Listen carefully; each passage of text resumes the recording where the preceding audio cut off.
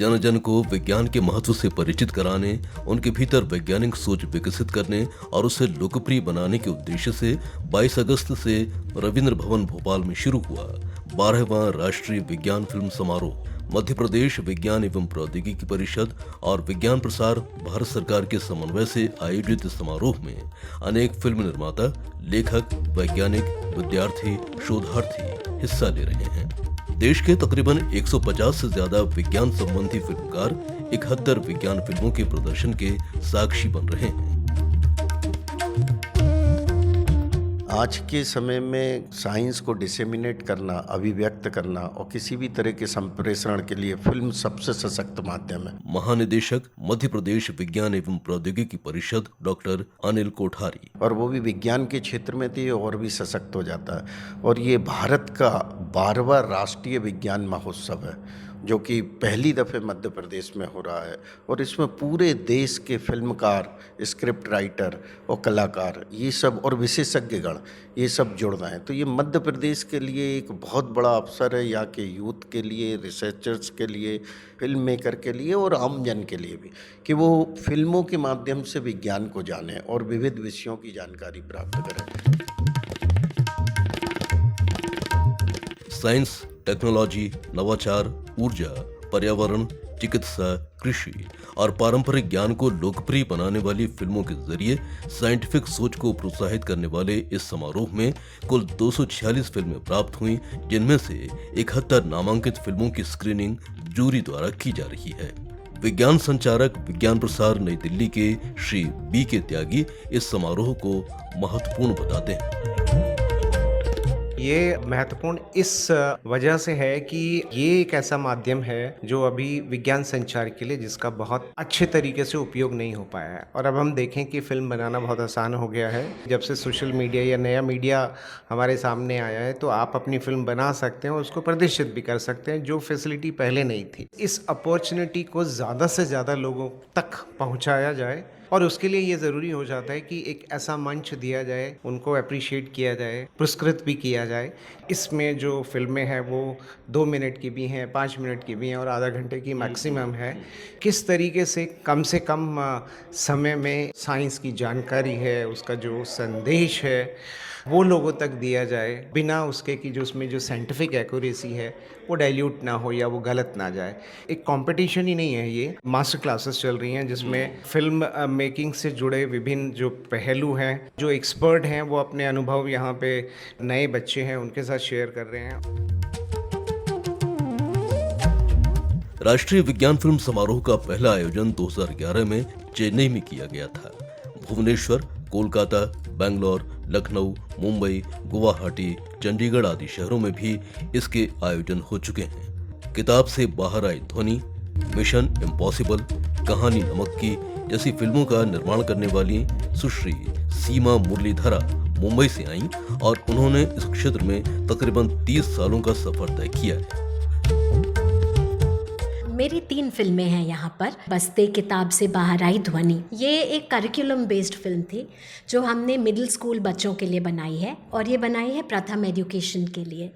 तो मकसद ये था कि बच्चे एक्सपेरिमेंट्स किताबों में तो पढ़ लेते हैं लेकिन उन्हें करते नहीं हैं। तो जब आप एक्सपेरिमेंट करेंगे और करके सीखेंगे तब आप असल में समझते हैं विज्ञान को। दूसरी फिल्म जो है वो मेरे दिल के बहुत करीब है। हमारे देश के जो मुद्दे हैं उनमें सर्पदंश एक बहुत बड़ा मुद्दा है। 58,000 से ज़्यादा हर साल भारतीय खत्म हो जाते हैं। सर्पदंश के ऊपर एक फिल्म बनाती हूँ और उसको कोशिश करती हूँ कि फेस्टिवल्स में भी लोग देखें जिससे एक जागरूकता बढ़े। तो इस बार एक फिल्म है मिशन इम्पॉसिबल। तीसरी फिल्म मेरी कहानी नमक की है। साइंटिस्ट जो हैं, वैज्ञानिक, वो इतना अनोखा काम कर रहे हैं लेकिन हम जो सिटीजन्स हैं हम सिर्फ उसका एक यूज़ कर लेते हैं चीज़ों को, लेकिन ना तो हमें उसकी कहानी पता चलती कि किस तरह से वैज्ञानिक काम करते हैं, उनकी सोच कहाँ से आती है, जो प्रोसेस ऑफ साइंस है या जो बर्थ ऑफ साइंस है वो कैसे होता है और उसका ज़िंदगी पे असर क्या है। तो कहानी नमक की में एक तरफ जो नमक के किसान हैं वो है और दूसरी तरफ नमक हम जब खाते हैं तो हमारे शरीर पर क्या असर पड़ता है या उसमें कौन सी टेक्नोलॉजीज़ आ रही हैं। युवा फिल्म निर्माता रजत सक्सेना बड़ौदा से इस फिल्म समारोह में अपनी film the Saha equation the rising star लेकर आए। हमसे बातचीत में अपने विचार साझा करते हुए रजत सक्सेना ने कहा, मैं लाया हूँ फिल्म जिसका नाम है the Saha equation the rising star. ये फिल्म एक साइंटिस्ट मेघनाथ साहा के ऊपर बनाई गई है, जिनके बारे में बहुत कम लोग जानते हैं कि उनने क्या किया, उनकी ज़िंदगी कैसी थी और उनने क्या क्या प्रॉब्लम्स फेस करी। ये एक बायोपिक जैसी हमने बनाई है, जिसमें उनके अर्ली लाइफ से लेके पूरा सफ़र दिखाया गया है, जिसमें बहुत सारी चीज़ें बताई गई हैं। जैसे विद्रोह करने की वजह से उन्हें स्कूल से निकाल दिया गया था, फिर उन्हें बहुत परिश्रम किया जिससे कि उन्हें एक छात्रवृत्ति या स्कॉलरशिप मिली, जिसकी वजह से वो लंदन जा पाए और अपना साहा थर्मल आयनाइजेशन इक्वेशन बना पाए।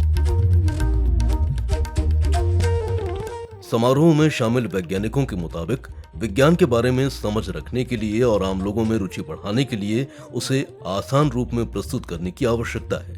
विज्ञान फिल्मों को रोचक रूप में दर्शकों तक पहुंचाने के लिए आलेख यानी स्क्रिप्ट का भी इंटरेस्टिंग होना आवश्यक है।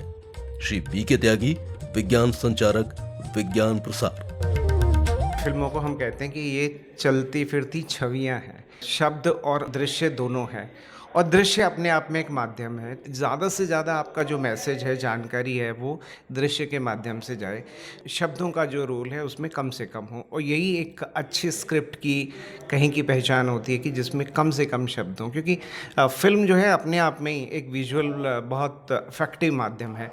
तो किस तरीके से वो बैलेंस जो है रखा जाए कि आपकी ज़्यादा से ज़्यादा बात जो है वो दृश्य द्वारा स्थापित हो या कही जाए या कम्युनिकेट हो, और जहाँ पे लगता है कि एक जो शब्द है वो एक सप्लीमेंट्री रोल जो है वो प्ले करे, वो है। फिल्म के जो टाइप हैं वो अलग अलग हैं। एक रिपोर्टिंग हो सकती है, एक इंटरव्यू बेस हो सकता है, या किसी वैज्ञानिक सिद्धांत को समझाने की कोशिश की जा रही है। एशिया के एकमात्र केंद्रीय औषधि अनुसंधान संस्थान लखनऊ में तकरीबन 34 वर्ष तक सेवाएं देने वाले वरिष्ठ वैज्ञानिक प्रोफेसर प्रदीप कुमार श्रीवास्तव कहते हैं कि हमारी प्रकृति बहुत समृद्ध है, और इसीलिए उन्होंने अपने व्याख्यान का विषय प्रकृति से विज्ञान संभव चुना। हाल ही में आपने हल्दी से ब्रेन हेमरेज की रोकथाम की दवा को भी बनाया है। केंद्रीय औषधि अनुसंधान संस्थान जो एशिया का सबसे बड़ा शोध संस्थान है दवाओं के क्षेत्र में, वहाँ मैंने 34 साल काम किया है। और अभी जो लेटेस्ट मैंने दवा बनाई है वो हल्दी से, जो आप खाते हैं उससे ब्रेन हैमरेज की दवा बनाई है। यानी जो भारतीय मसाले हैं, सोचिए वो कितने इम्पॉर्टेंट हैं। और अगर आप हल्दी लेते हैं 50 साल के बाद रेगुलर, तो आपको अल्जाइमर, पार्किंसंस, ये ब्रेन रिलेटेड बीमारियां कभी नहीं होगी।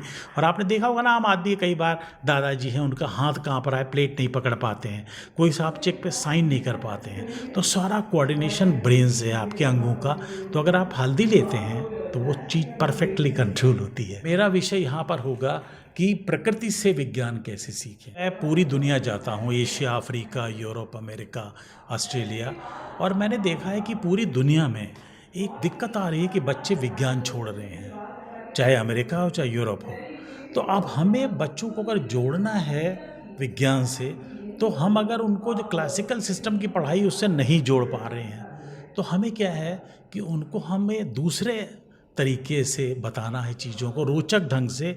और भारत, मैं आपको बताऊं, मैं पूरी दुनिया घूमा हूँ, भारत जैसा अनोखा देश कोई नहीं है दुनिया में। आप अमेरिका जाते हो, आपने देखा होगा 2 तरह के लोग आपको दिखते हैं, सफ़ेद काले, है ना। आप चाइना जाते हो, हांगकांग जाते हो, कोरिया जाते हो, फिलीपींस, ताइवान, आपको चाइनीज़ टाइप के लोग दिखते हैं। आपको पता है भारत में 4600 से ज़्यादा तरह के मनुष्य रहते हैं।